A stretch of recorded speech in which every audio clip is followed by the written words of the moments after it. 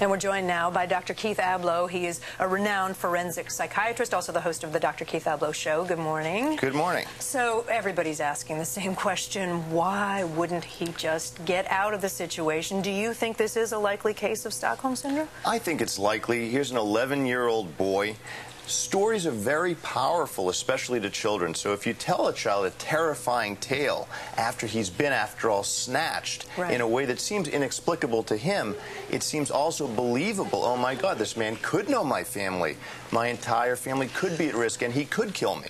But he has a cell phone, and he's out in the open. He's riding bikes with. I mean, that's what's so unbelievable. He couldn't just sort of slyly say to someone, "You got to help me." Well, I think two things happen. One is this Stockholm Syndrome, where he can take on, the cause, if you will, of his captor. Because if somebody has the power of life and death over you, that's a very good guy to feel aligned with.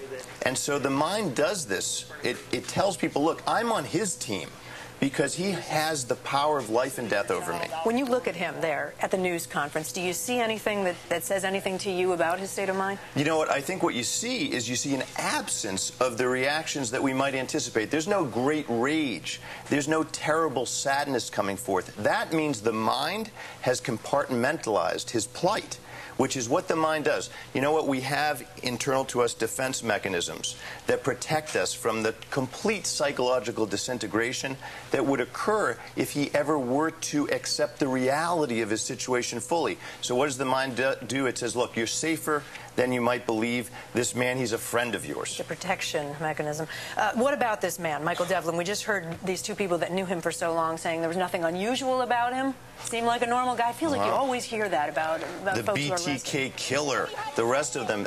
Yeah, the guy next door. Where's he living? He's living as if he could blend in, and he does, with the rest of us. But one thing we do know is that boundaries for a fellow like this are very malleable, and so he doesn't appreciate where he starts and others leave off. After all, he's completely forcing himself on this boy who he abducts, and so this little skirmish or skirmish over the traffic space or the parking space, yeah. Very important, because he's somebody who can't figure out where what he wants begins and where somebody else's needs end.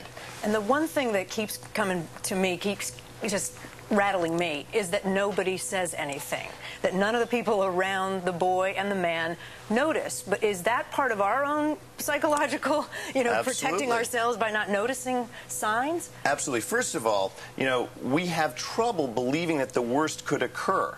So to find yourself in essentially a psychological thriller, the mind doesn't incorporate that unusual event, so extraordinary. And secondly, yes, we want to believe, too. People live in denial a lot of the time, that everything's okay. So you don't want to find yourself in this kind of intrigue. Not really. So psychologically, you say, well, okay, I accept it. It's his son, even though the kid doesn't seem to go to school. Right, right. So many signs. Thank you, Dr. Keith Ablow. Thank you, Kate. Very interesting.